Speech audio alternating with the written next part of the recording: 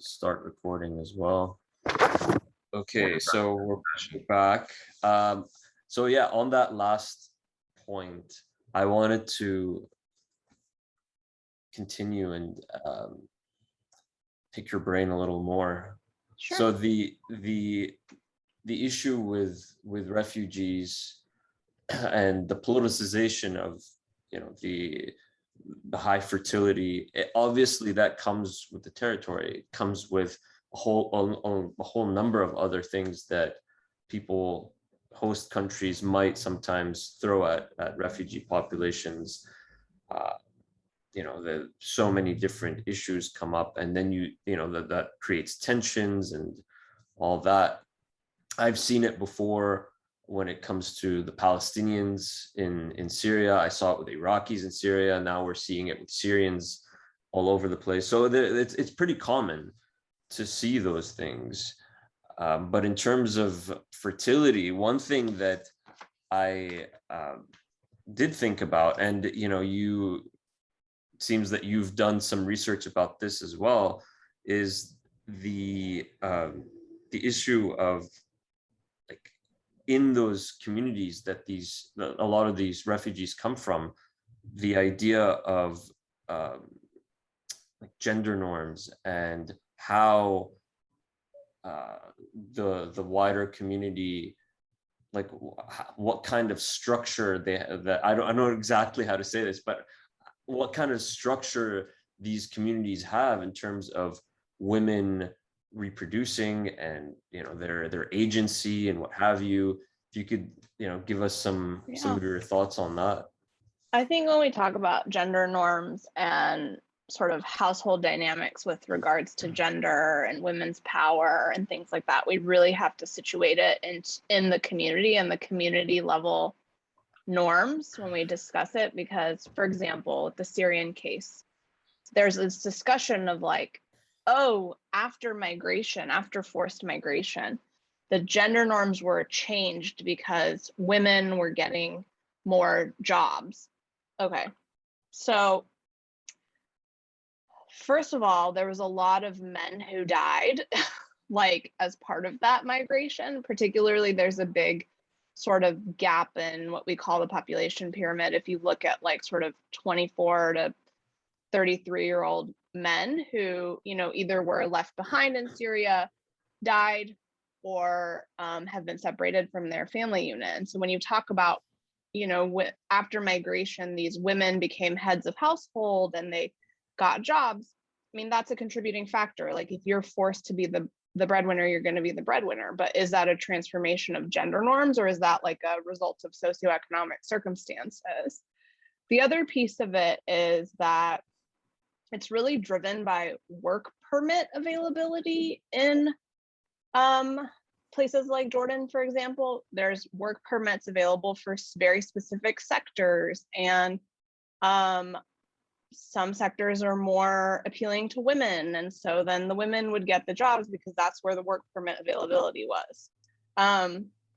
So I think that a lot of times when it's not contextualized and we just talk about like who's making the decisions in the household and what the household norms are, without thinking about the larger both socioeconomic and social norm structure that's potentially driving those things, is where some of these problematic narratives arise. Now, issues like gender-based violence and just violence against women, I mean, I think that you have to consider those factors as well, but again, contextualize them in some of the sociocultural norms, while also making sure to elevate women's voices in a culturally appropriate and socially appropriate way.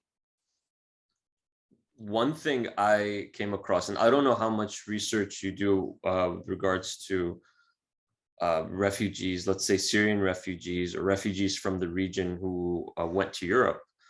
But and this is hearsay. This is based on any research or data collection or anything like that. But that there were a lot of cases in which there were families who fled and ended up in Germany or in Sweden or somewhere, and they come from communities where in Syria where women weren't allowed to work or weren't allowed to go to school beyond a certain point. And so being in Europe is a completely different experience, right? Where the host countries expected these women to go to school, at least to learn the local language, right? To learn a trade, to be productive members of society. And with that came, that eventually they were able to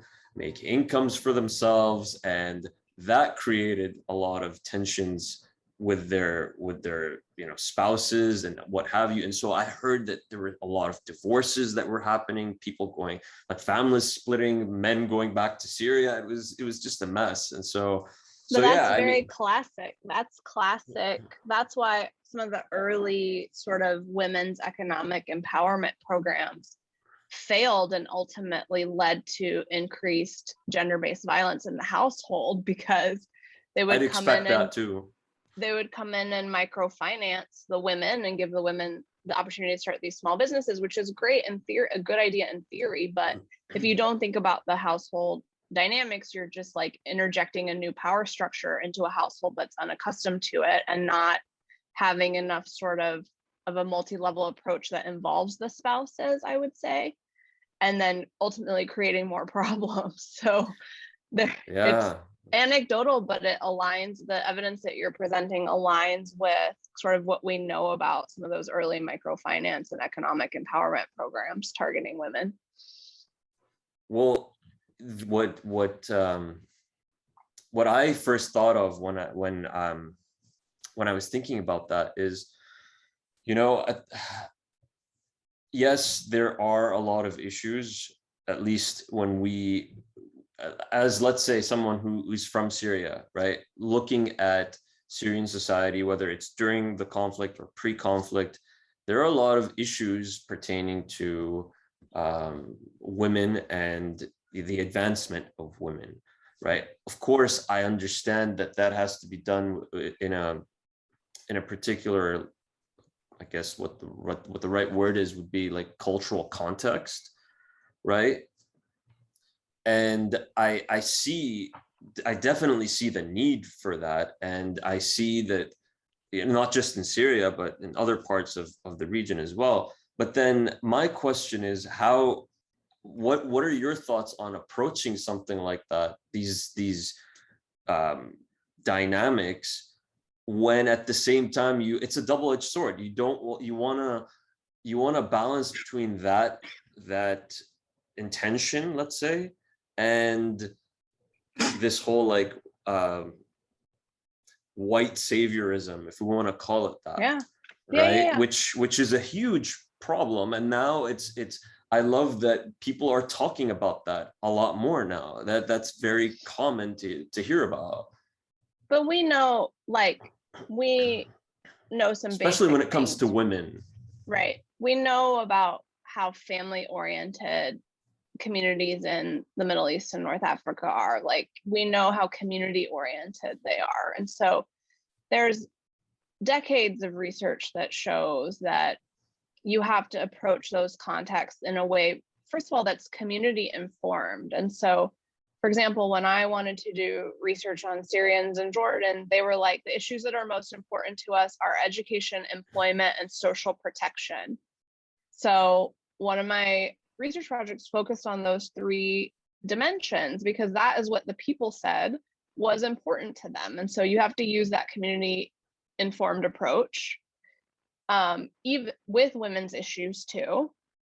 And then also approaching something from a family aspect versus an individual women's empowerment aspect is very different. And so there's a lot of spousal interventions. There's a lot of the concern is largely for these households with, a different power dynamic than what we're used to in Western societies, for lack of a better way to say it, is that the concern is about the children. And so if you solve the issue of the children's schooling, for example, or the children's life trajectory from schooling to employment to, some path that they're going to be set on, then the stress on the parents is reduced, and it helps balance that sort of household power imbalance. So there's a lot of different ways to approach it, that where you're not coming in and like saving the people. I mean, if you think you're coming in and like saving communities and saving people and have that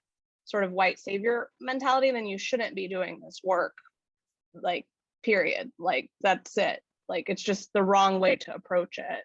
And I think that we're reaching a point, at least in the humanitarian space and with the humanitarian development sort of nexus, that increasingly there is an understanding of how to do this work appropriately. And now it involves some creative thinking for communities like the Syrians who have been in now protracted displacement for such a long period of time. It's like, we need to be solution oriented, and the refugees need to be at the table when we're coming up with those solutions. I think, I mean, in any situation, it's always, it's necessary, if you want a good solution, to listen to the people on the ground and ask them what it is that you need. Like, what do you need? And I think that's part of the work that you're doing. If I'm going to throw a difficult question at you, which is, judging from the research that you've done and your knowledge of the situations, do you have a vision of, like, if you had the power to wave a magic wand, what do you think the most important things to be done would be? Would you swing your wand on and make happen? I can speak to this on, for example, for Syrians in Jordan pretty easily. I think it involves an educational trajectory, guaranteeing an educational trajectory to higher education that then links to jobs. And I would create a work permit structure that works to create actual job opportunities and career trajectories for Syrian families and the Syrian community. I think that a focus on return migration is severely flawed. And anybody who thinks that that is a viable development pathway needs to think through it a little bit further. And that's a really controversial thing to say, but it's truly, I think if you listen to the Syrian communities, you'll hear that front and center. Nobody is planning for return or framing it as return is the ultimate goal. The only reason they're forced into that perspective is because their needs aren't being met in the host communities that they've now lived in for a long time. Well, why is it controversial? Because I think part of the development sector thinks that that's this, okay, so now there'll be this great return, like all the displaced Syrians will now want to go back, but we know why that. Well, who's objecting to it? Who's on the side of that's not viable? I think anybody who's researched the situation.